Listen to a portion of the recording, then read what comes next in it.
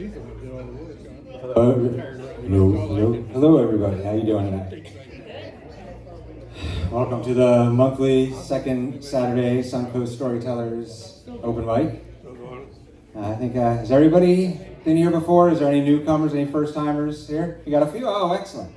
So if you're not familiar with the storyteller thing, this is the ancient tradition of oral storytelling, which we pass on knowledge through entertaining stories.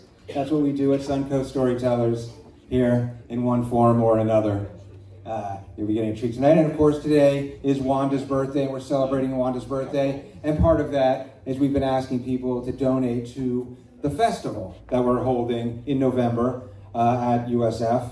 There's going to be big festival, big Storytellers festival there. There's more information about that forthcoming. If you're interested in supporting it, you can go to the website. Under the news section, there's a tab there with a flyer that has a QR code that'll help you donate to it. We really appreciate all your generosity.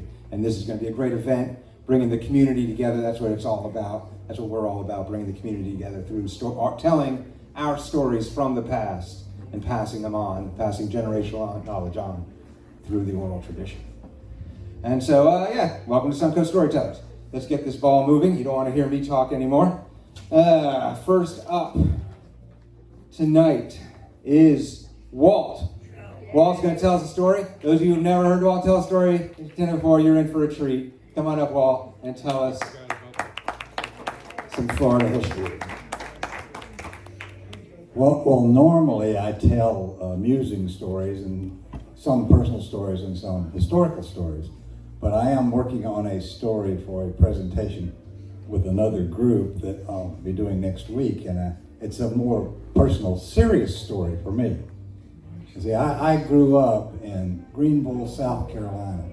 Greenville, South Carolina, when I was growing up, it was the textile capital of the world. They had 70 textile mills around around Greenville, and we lived at Southern Weaving Company's textile mill village. And sad to say that my mother passed away in spring of 1980. She had cancer and she had suffered for a while, and it took a 2-year period and she passed away. And I was just 12 years old. I was turning 13 the next month, the month of May. This month. Next week is my birthday, by the way. Hey. And so my father was heartbroken. We were all heartbroken, but he was also broke financially because of the medical bills treating her cancer, and we lost half of our income. Her paycheck would no longer be coming to our house. We worked at a mill. My grandfather was a superintendent of the mill. My father was in the shipping department. I had 4 aunts, 4 uncles, and my mother all working in the same textile mill. Now, I was 13 years old, and I thought maybe I could do something to help out. Maybe I could help out. I mean, what can I do? I'm 13. I get a paper route, a job that no longer exists, paper boys. And I would get up every morning at 5:30 in the morning, and I would go down and get my papers. And mill villages are all the houses are close together, so I had about 100 customers on 3 streets, 3 row houses. And I would get up and I deliver my papers. And on Friday, I would go around and collect money from people. Now, you could take the Greenville News for a nickel a day and 15 cents on Sunday. If you had it delivered, it was 55 cents a week. Now, out of that 55 cents, I got about a nickel or a dime. But I had 100 customers. And I had to go take all that money that I'd collected, and I'd go down to Greenville's news building. Now, I would walk to the bus stop and take a bus. I was 12, 13 years old, and I was riding the bus by myself, 15-cent bus ride to downtown Main Street, Greenville. And I felt really grown up, you know. I was 12 years old. I'd go pay my bill. I'd have about $8, $10 left over. I had money in my pocket. Now, I thought with this money, maybe I'd buy my own clothes, because you could buy a shirt for a couple of dollars. But I'd have money to spend for myself. And I had a routine every Saturday morning. I would go to the bus stop, get on the bus, get down there, have that money in my pocket, give the bulk of the money to the Greenville News, and whatever I had left over, I'd walk up Main Street, and I'd go to Pete's Diner. I'd get a jumbo hamburger and fries. And then after that, I would go on up to the Center Theater. where there was always a double feature, usually a horror movie, Creature from the Black Lagoon, Westerns. Then I'd get the bus and go home. I felt really grown up. I'm 12 years old, all by myself, doing this. Well, one Saturday, the summer of 1960, I come out of Pete's Diner, and it's hot. It's a hot summer day in downtown Greenville. And there, standing in front of me, is a large, heavy-set black woman. And she's wearing a flowery print dress and carrying a shopping bag. And sweat's trickling down her face. And she says, "Oh, honey, I wish I could go inside. I'm so tired. I wish I could go in there and eat. It's air conditioning in there, isn't it?" I said, "Yeah." I smiled at her, and she looked worried. I think she was only talking to me because I was a kid, and I could do her no harm. Because I looked down the street, and outside of Pete's was a window, and there was a little line of black people. In Greenville, South Carolina, in the summer of 1960, it was against the law for a black person to go inside a restaurant downtown. They couldn't go inside and order food. They had to take it away from the window. In some places, they couldn't even take it away. And I thought, I know it's wrong. I'm 13 years old, and it's wrong. How come grown-ups don't see this? What's going on? And I turned away from the woman, and then I realized I didn't really know. I didn't know anything about her world. I lived in an all-white community. My father worked at a mill that would only hire whites. I went to a white church, a white school. I didn't know anything about her world. I knew it was wrong that they wouldn't let her go in there and eat. And that summer of 1960, my friends and my relatives were telling me, "Watch out when you go downtown. Things are happening." Yeah, I saw the civil rights movement take place 100 years after the Civil War, and some people did not have civil rights. It's 1960. Now I don't know how my family felt about this, because we didn't talk about race. My mother and father, I'm sure my mother was a generous, intelligent, educated woman. I don't know how they felt. It never came up in the past 2 years before she died. That's all we thought about was what was happening to her. I didn't really realize what was going on. And while I went downtown on Saturday morning, well, there were demonstrations at the Cresses and the Woolworths and the Grants. Black people trying to sit at the lunch counter.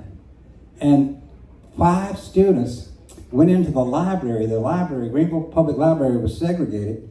5 young people went in there to look at the books, and they got arrested. And one of those young people, I didn't know it at the time, his name was Jesse Jackson.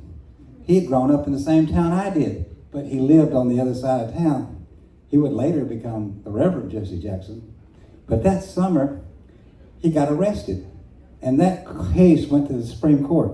And it wasn't until 1963 that the Supreme Court said it's against the Constitution not to serve someone because of their race. And things began to change. 1963, that's 3 years. I still had my paper route. I also had a job as an usher at the Carolina Theater on Main Street, part-time job. And when that ruling came down, the management told us, you treat black patrons just as you treat anybody else. But no black patrons ever came in. And then at school, people were saying, we're going to integrate. We're going to integrate. There's going to be trouble. And I said, well, shouldn't we? Shouldn't we be fair? Shouldn't everybody have the same opportunity? And they said, you better be quiet, boy. Don't you talk like that. And I didn't say anything else.